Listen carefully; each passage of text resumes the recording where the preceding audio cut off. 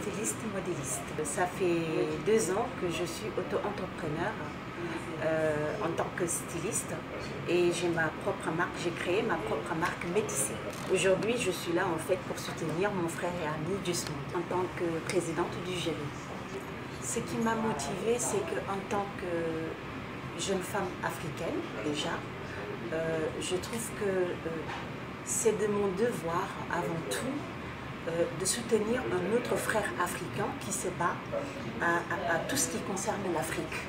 Pour moi, c'est notre devoir à tous les Africains, à tous les Africains. Et puis, quand il m'a parlé aussi le fait de promouvoir l'Afrique, quand il m'a parlé de la tresse africaine, en même temps, il m'a parlé de la dépigmentation de la peau. C'est des sujets qui me tiennent à cœur et c'est un problème aussi qu'on a en Afrique et qu'il faut qu'on en parle. Tout ce que je peux dire, c'est ce que je disais depuis le début. On a tous notre part de responsabilité là-dessus. Et on ne peut pas s'attendre que les choses s'aggravent, comme en ce moment, à ce qui concerne côté santé. Moi, je me rappelle, à ce qui concerne mes tantes ou mes sœurs, il y a non, c'est parce qu'elles n'ont pas eu assez de prévention en fait. Elles ne savent pas ce qui les attend de derrière. Et je crois que nous qui sommes dans la diaspora, en étant dans la diaspora depuis des années, vu la vraie peau blanche et la peau noire, on se rend compte en fait des dégâts que ça fait. Et on voit que ce n'est pas naturel et il faut qu'on fasse quelque chose. Il faut qu'on en parle et puis il faut que ça s'arrête. Voilà. Mon métier de styliste modéliste, en fait, mon combat à moi, c'est de faire connaître le tissu africain qui commence d'ailleurs à se connaître depuis un bout de temps. Mais il y a tellement de choses à montrer à ce qui est fait à la main.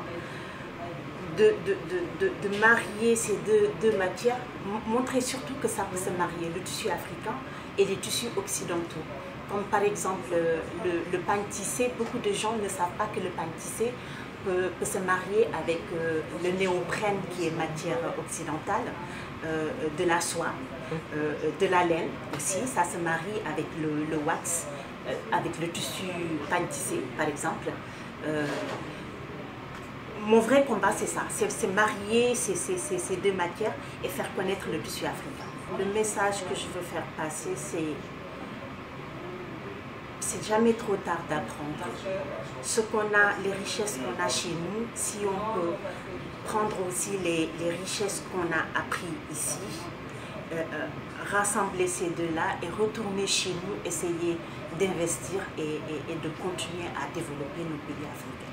C'est ce que je conseille à toutes mes sœurs et mes frères qui sont ici. Voilà. S'ils pouvaient faire ça, apprendre et repartir chez eux, essayer de développer l'Afrique, ce serait bien. Moi, en tout cas, c'est ce que je compte faire.